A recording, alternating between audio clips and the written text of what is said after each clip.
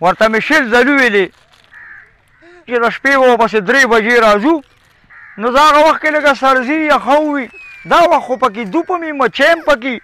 نو وی نه مونږ وي د شپې پاسېدی نه شو نو د خدای مسلمانانو مزدوري م را باندې کوي وی د شپې را پاسېدی نه شو اوس څه شو څه شوی لکه شوروم پې واچوله که نه شا به یې تکړه شی ښه دی د سوري سوري کې ولې به راځه روکي راځه چې کینو مړه روڼ مې لیونی شوی دی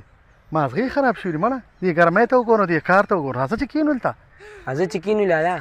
دا زندګي ده دا کارونه خواس هم نه ختمېږي او راځه راځه روکي کینه راځه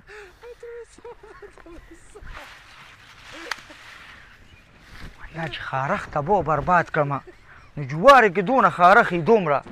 چې پې نه یمه چې دا کومې پیشوګۍ دي دې کې چې د غالکان څه شو یار ټول کار یې په مه وکړه والله چې بس کار مار نه کوي نو او سپی هم پکې پروت دی کینه کینه بچې کینه کینه تا ته نه وو دا ستا خپل ځای دی کینه مړه ځان ته مه که هغه لکه لیونو لګېری ځان سره دا ولې روکې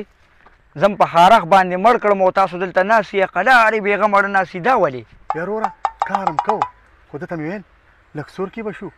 لږ دمه به شو ها دلته تاسو سور له راغلي یې دا جوار به زما نیکرې وي پاسې مړه لرونه راوالې پاسې ګینې وله زم نه روانېږم ستاسو هم دا دیاړې غر کوم او ځان لم دیاړي غر کوم روکي یو ریړه به وریبو بس دا ډېره ده او تاسو یې څه کوئ بس تنخواګانې وایلې او زه یې باقي خو زه شرمېږم په یوه ریړه کې څه دي هغه چې زور یې بم وسیله به تاسو والې او ریړې واله به یې والي او زه پټي واله به څه کوو مونږ به څه خورو پاسه شا به ورلاندې چې کم از کم یو 15 ګېډۍ خورې به شا به راځه روکي چې یو 2 ریړې مال وریبو راځه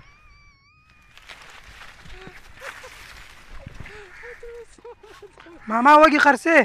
نه بچې دلته نه خرڅو ښه دوکان کې به خرڅو چې یو څو خیر دی ماما غوړی دړی خو به یې ترې راکړي که نه زه هلکه ځکه نه خارخ را باندې لګېدلې دی اوس یې دې بېعزته کومه خو ته مې وي چې په بازار کې خرڅو دلته یې نه خرڅو ځکه نه ښه او ستړي ځه په عذابوم مه ښه ټیک ته ماما یوسې راکړه ځان نه به ورید کړم ځکه نه په عذابوم مه مړه وایي غټ سړي یې یاره د کاره میستي و مونږ باندې خارخ لګېدلې غر کو ته به وکړو دي وږي را باندې خرڅ کوو وږي خو راځئ بازار ته ته به را باندې خرڅومه که نه سلام علیکم وعلیکم سلام ماما یو دړی وږي راله راکړه بچې دلته خو نه خرڅو ښه د هلکان بیا اوس ریړه کې دروړي بازار ته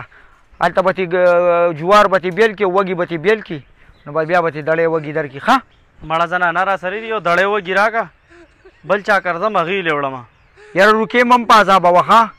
او تا ته چا وې چې ته زنانه هم په پټو کې راوله خو په بازار به داسې را تېر شوي او په بازار کې به یې د چا نه راغښ شو نه خرڅو ښه السلام علیکم وعلیکم السلام نیکه په خیر علي دغه یې د پټي مالک هم راورسېده هلکه زمرود خانه څنګه چل دی یار بس دی دا پټۍ زر روزګار کې که نه یار تاسو خو دې سمه قیصه جوړه کړله یاره نیکه نو پرون خو میله پټې ده نه واغېسته او پیسې مې هم پکې درکړې پیسې چېرې داسې خو نه وی چې پټي وزګار کا خو د باندې یو راټنګ شو صبر وکړه بازارونه هم خراب دي دغه 3 4 ریړې مې تیورې بلې او 2 ریړې پکې نور دي پټي کې خو یې دونه څه نشته